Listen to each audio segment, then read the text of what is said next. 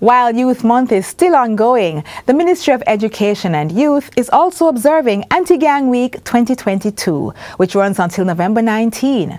During this period, and always really, youngsters and the general public are being urged to Lego the gang, lift up Jamaica.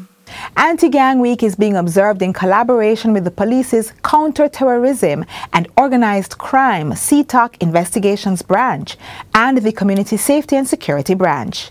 Heed the call to Lego the gang and welcome to Jamaica Magazine. I am your host, Audrey Williams. Today we look at more ways the Ministry of Education and Youth is engaging students and youth throughout November. Stay with us. All this and more when we return. Every Jamaican has the right to know what is happening in Parliament, to know when new laws are being passed, and to give their opinions on legislation before either house.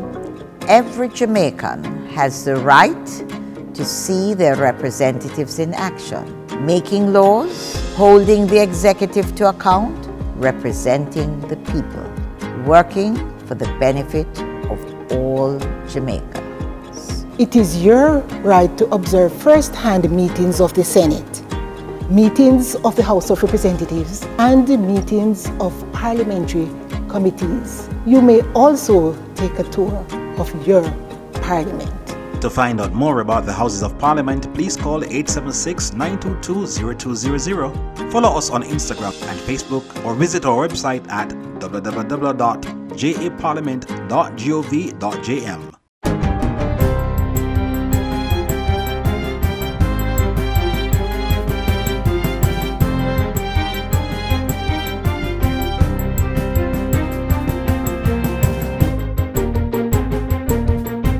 Good day, I'm Theodore Henry, and this is your JIS News for Friday, November 18, 2022. The Ministry of Health and Wellness has begun the process of developing estimates for the renovation and upgrading of 9 operating theatres in 4 hospitals. The work is part of the ministry's Code Care project, designed to help clear the backlog of elective surgeries in the public health sector. Portfolio Minister Dr. Christopher Tufton gave the update during a statement to the House of Representatives this week. He says the renovation of the operating theatres will account for the majority of the $950 million allocated to Code Care. These upgrades will enable the local surgery staff to do more and to enhance the throughput of surgeries within hospitals. And the ministry will utilize emergency procedures where possible to effect the works that are urgently required on these facilities. The Ocho Rios Health Center will be upgraded at a cost of approximately $200 million to provide improved services to a population of over 60,000. Health and Wellness Minister Dr. Christopher Tufton made the announcement while touring the facility recently. He says the work should start early in the new year and additional services will be provided, including minor operation and dental care. We have the plan. You know, the designs, the architectural work. This is an artistic impression, but we have the actual designs. They are being finalized. Once that is finished, it is about going to market for procurement and of the contractor. And once that is secured, then we can start to break ground. The work is being done under the Inter-American Development Bank and Government of Jamaica Health Resilience Capacity Program. Minister with responsibility for works, Everald Warmington, has announced that breakaways and defective bridges in the southwestern St. Ann constituency will be addressed immediately. He made the disclosure during a tour of the constituency with the Member of Parliament and representatives from the National Works Agency. And there are whole other breakaways that we have here. We have Wild Cane, Bar Bridge, White Sand, Cascade Breakaway, John Reed Breakaway, Cufferage, Union Town, Touchwalk Bridge, Clarksonville, and all of these. So those we are going to address right away, because unless you address these problems, we break into a bigger situation. Minister Warmington has committed to approving the funds for dealing with the Cascade Breakaway and Mount Moriah to Battersea Road. Cascade, there's that was scoped for $53 million. That funds I will approve. You have the Mount Moriah to Bethesda for Battersea. That's for $167 million. Yes. We have asked for it to be done in 2 phases. So they are now, the team in St. Ann is now scoping the thing for phase 1 and phase 2.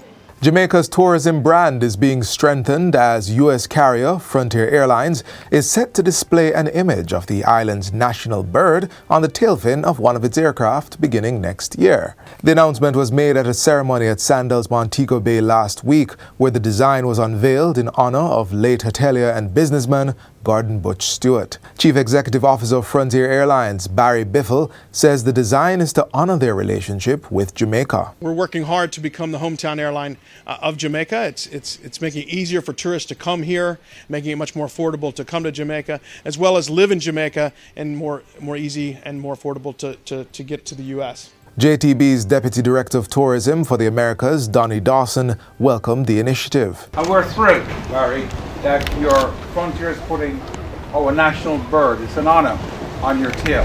The hummingbird, or what we call our doctor bird. But Frontier Airlines, with 9 gateways into Jamaica, is phenomenal.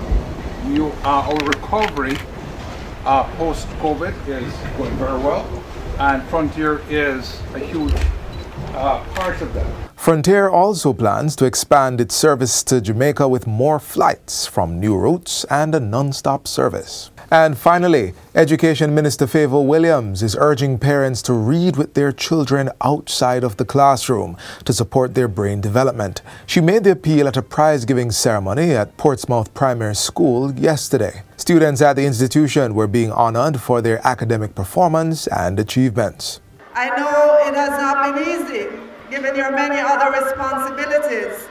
However, helping your child or your children to focus and take their schoolwork seriously should never be put on the back burner. And that's it for JIS News Today. I'm Theodore Henry. Thanks for watching.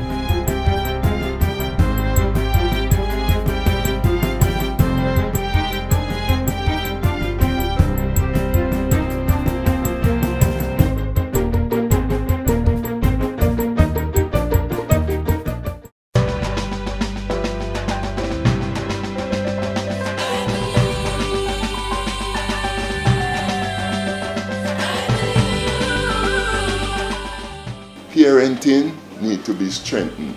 Parenting. Parents must take charge. We cannot have people becoming parents and you are weak. You cannot allow a gang leader to take your child. I only have these children when they come to me, when the parents send them to me. So, these are your children. How dare you give them over to gang members? You must, and the whole family, must be in charge of the children. Children are children, and they need to be nurtured. We must take control until we hand over to them. That is what needs to be done.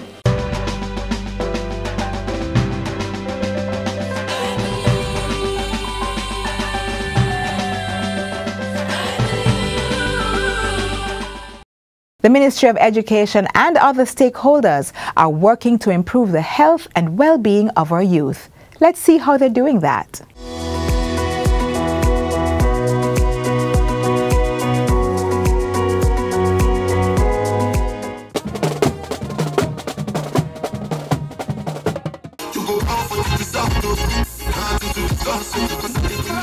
God gives to mankind little children. Stars where you shine, don't kill them. The Ministry of Education and Youth has officially launched National Youth Month under the theme Reignited, Empowering Youth for Jamaica 60 and Beyond.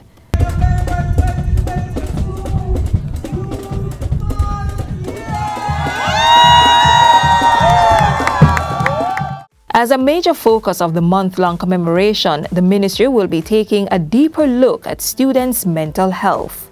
You are young people, you face a lot of challenges, multiple pressures in your world.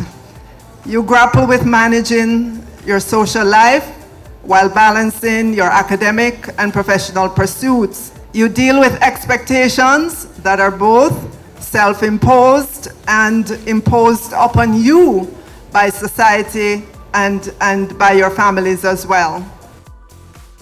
You shall feel free at any time to have conversations about mental well-being. It is within this context that the Ministry of Education and Youth continues its efforts to promote the health and well-being of our youth, as well as to motivate you to practice positive health behaviors and youth entrepreneurship, mentorship, and skills training to capitalize on career opportunities in order to learn and adopt best practices in order to evolve as well as to improve our society in which we all live.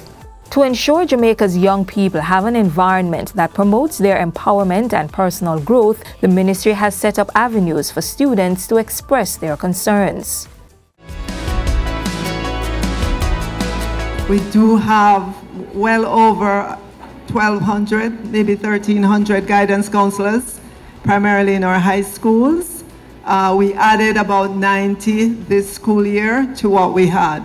Just to talk to students, the students may come in with a particular issue, just to have someone to talk with in confidence about whatever it is that you're going through at that moment can help you and set you on a path for that day, for the week, and so on.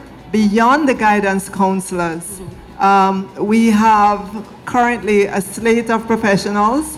So if it is that the guidance counselor feels that he or she has kind of maxed out on what they can do, they can refer the student or the student and the family to the professionals. Another program underway is the installation of wellness benches in schools, representing a safe spot for students to unburden themselves from the stressors that affect them. Beyond that, the ministry has extended an invitation to other stakeholders to contribute to policy development and funding for areas that have yet to be shaped. We are in talks right now with the Ministry of National Security to get some funding to help us to scale up psychosocial support in our schools, not just for our students, but for parents as well. Youth. Utilize the many avenues available for you to work on your mental health. No one else can heal or do that inner work for you, but that doesn't mean you should or need to do it alone.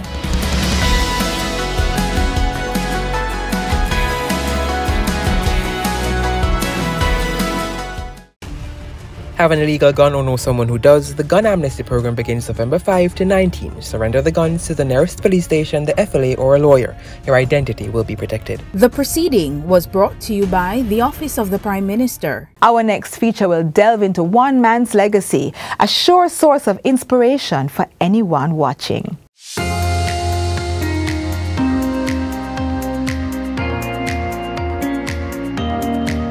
Cecil Cooper's life tells a story of how one man's canvases display a mastery of realism, aptly capture the Jamaican spirit, and represent the intricacies of our blackness. His life also tells the story of how a Jamaican educator's art has inspired students to develop and pursue their craft. Even in death, his art lives on. So too his desire to see young Jamaican artists fulfill their dreams. This through the launch of the Cecil Cooper Foundation Scholarship. One of the things he mentioned very often is that he would love to have some kind of scholarship in place, something in place, so that the students could continue to benefit from that. And that, in a sense, is the thread, the germ of the idea for the scholarship fund that we are establishing in Cecil's name. While June 17 marks the birthday of the late Cecil Cooper, the day also saw some of the big names in the Jamaican creative sector coming together to celebrate the launch of the foundation. I am delighted to be here this evening as we celebrate the life and work of Cecil Cooper, our great Jamaican icon, who excelled in the field of art, music, and art education. The launch of the Cecil Cooper Foundation and inaugural Cecil Cooper Scholarship Exhibition this evening on Cecil's birthday is of great significance to his family, friends, and indeed to art lovers in Jamaica. At the evening's inaugural scholarship exhibition, 70 pieces of Cecil's work were on display, with part proceeds from sales expected to go towards scholarship and bursaries for students at the Edna Manley College of the Visual and Performing Arts. One final year student has already been awarded a full scholarship to pursue art, while 4 to 6 first-year students will benefit from bursaries through the foundation for the upcoming academic year. Events like these and efforts such as what we're doing now in launching this foundation and creating the opportunity for young people to get formal exposure to the arts through full scholarships, it's a good start. The foundation will indeed create a legacy, establishing a trust fund while also holding exhibitions annually to display the works of beneficiaries, as well as Cecil's colleagues and former students. And even as the health industry remains a critical part of our nation, and because Cecil's battle with cancer came to an unfortunate end, and the leadership of the foundation has decided that the foundation will also aid in the field of health and wellness. To sweeten the deal, Culture Minister Olivia Grange says her ministry is committing to provide funding for a scholarship in music to one student at the institution. So we are making sure that we cover music, painting as a visual arts, but also sculpting and so much more. Artist management is a critical area, and we understand that we have to ensure we build art in Jamaica and culture. Yes, Babsy. And educators at the Edna Manley College are lauding the government's response to ensuring that they continue to build and develop the art industry in Jamaica. This evening, having this gathering and the inaugural foundation setting the tone with the Prime Minister's contribution, with the Minister of Culture's contribution, we are elated. It tells me that the college, Edna Manley College of Visual and Performing Arts, that they continue to rise and respond to issues in the Jamaican and the Caribbean society, and that we are making an impact. It is just a tantamount experience of having a scholarship for the incoming generation of artists, a kind of retrospective view on art as it existed back then, and to have this wonderful piece of creation that's behind me that happens to be my favorite. And so my final duty for tonight is to announce virtually the unveiling of Arabesque. They did an unveiling, right? It's called Arabesque. I'm a dancer, and that is actually a position in dance. What I love about it, the colors and how it speaks to you. So for me, I actually see movements in it. When I look at it, I feel like... And so, as the work of Cecil Cooper continues to inspire and change lives for the new generation of artists, we too have a part to play as Jamaicans. A survey has been done, believe it or not, by the Ministry of Tourism.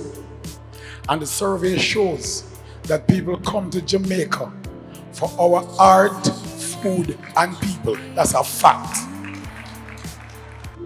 Let us help these young people, especially our boys, who would prefer to take up a paintbrush. It is incumbent upon us as people with some of the highest creativity quotients in the whole world to be preserving and protecting the assets that we have that are cultural and artistic assets such as the visual arts, such as the performing arts.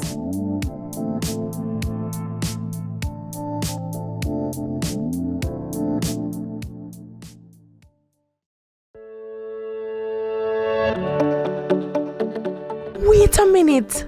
We in a November, right? Yeah. So you don't realize say a youth month? No, sir. Me never know. Well, the Ministry of Education and Youth start celebrate Youth Month. And from when me here, them have a lot of activities planned for the young people them. But me never hear nothing. You soon hear something. Just pay attention to the announcements. The planned activities under this year's theme, Reignited, Empowering Youth for Jamaica 60 and Beyond, will no doubt excite you, our young people. For National Youth Month, students are being asked to participate in the panel discussions and a peace concert, a youth in business and entrepreneurship expo that was held on Saturday, November 5. Review of the national school policy set for November 9 and 16. And the Ponder Ends series making stops in various locations across the island. Later in the month, a church service will be hosted in recognition of Children's Day. A major highlight for the period is the 13th sitting of the National Youth Parliament, set for November 28. And the big event for Youth Month, the Prime Minister's Youth Award for Excellence. Listen, young people, you are the change agents of today, and we're looking forward to your robust participation in national discourse and providing your perspectives on policies and initiatives.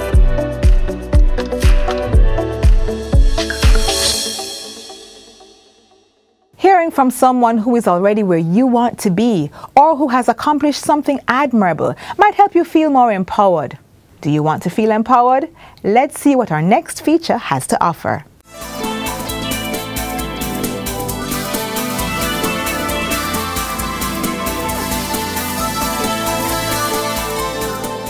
The first step of wanting to get empowerment and be empowered is you must never be satisfied with the way you are.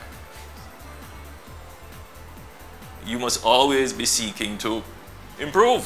So you must always be seeking more, seeking better, because you can always do better. You can always improve.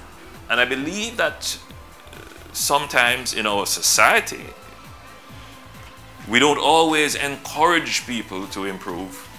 Even in our household, we tend to say, well, you're just like your daddy, meaning to say you're not going to be better than what your father or parent has achieved.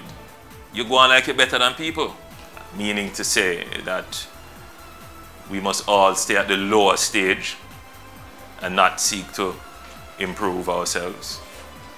In fact, you know, there is this thing in our culture that makes it appear as if someone is trying to improve themselves, they are doing something bad. That is true, right? When what we should be doing is to applaud people who work hard and achieve. Right? Yes, that's what we should do. But somehow in our culture, we have turned it upside down. And it is very pervasive in the classroom because you see what happens is it provides cover for people who are lazy and people who don't want to change and people who are set on a pathway to failure. So they don't want anyone doing better than the average, because then they will have to put out a little bit more effort. Now, if that is allowed to be the common standard in the society, then our society will never improve. So, one of the things I want to give you today is that you must never be ashamed of success. And you must always seek to be the best at what you do, to be excellent.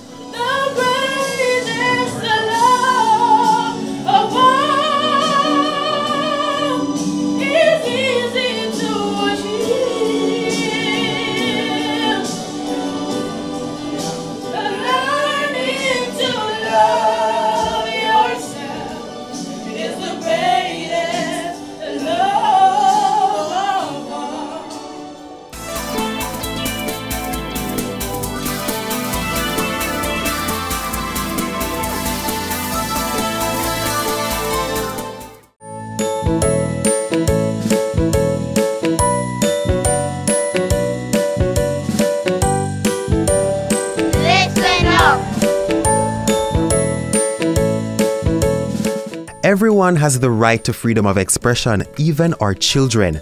My voice matters. Every child has a right to speak up. It's not like they can stay quiet forever, and everything they have to say is important. So that's why I think my voice matters.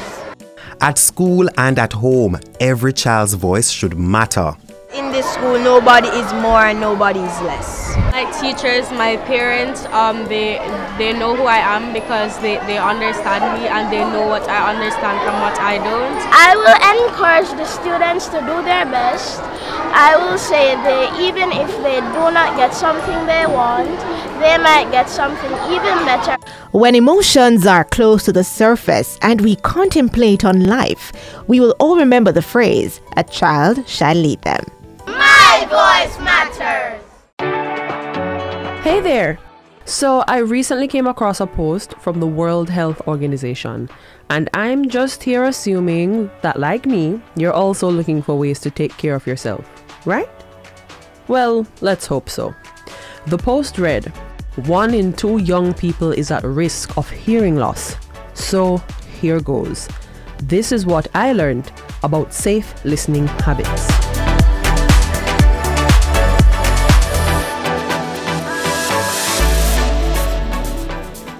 How do you even know when noise is damaging your hearing?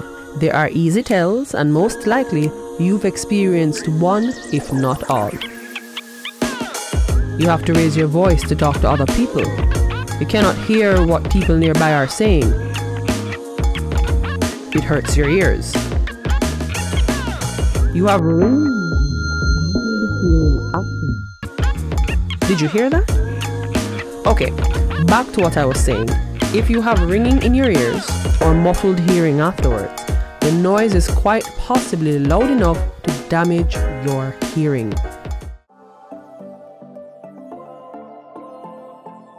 So, what can you do? Keep the volume down. Do not listen to music at more than 60% of the maximum volume. Do not use earphones or headphones for more than an hour at a time. Take a break for at least 5 minutes every hour. Use earplugs in noisy places. Also, if you're in a noisy environment, try to take a break every 15 minutes.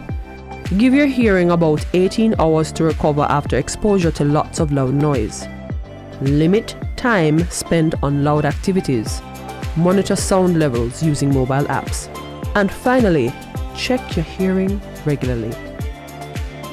We oftentimes drown our listening habits in the noise and the vibe. But as you just learned, it takes very little to take care of our hearing health. And that's it. Easy, simple, and done. Happy hearing. We've come to the end of our program. Get a recap of all you saw here and more on our website at www.jis.gov.jm. Remember that we all make mistakes, struggle, and have regrets in our past. But you are not your mistakes nor your difficulties. And you are here right now with the ability to shape your day and your future. From all of us here at the JIS, I'm Audrey Williams. Bye for now. This has been a production of the Jamaica Information Service, the voice of Jamaica.